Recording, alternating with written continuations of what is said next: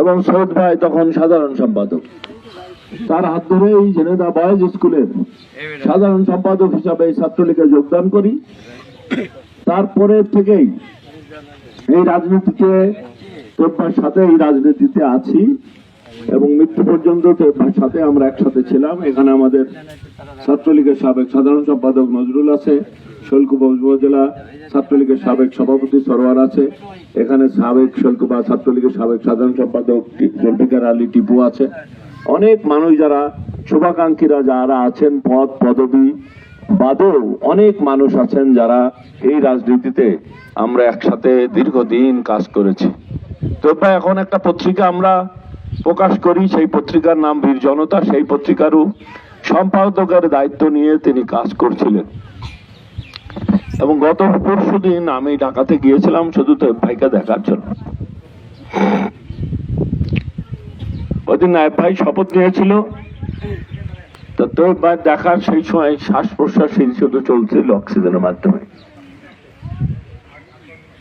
Kidney damage হওয়ার পরে আসলে সে নিজের ভাবে চেষ্টা করেছিলেন যে যখন কিডনি পাওয়া গেল ইন্ডিয়াতে তখন তিনি শারীরিক ভাবে আনফিট হয়ে গেছেন, যে কারণে এইভাবে কিডনি ট্রান্সফার করা সম্ভব হয়নি। আল্লাহ তাআলা কার কখন মৃত্যু লিখে রেখেছেন তিনি জানেন। তবে এইটুকু বলতে পারি ভাই,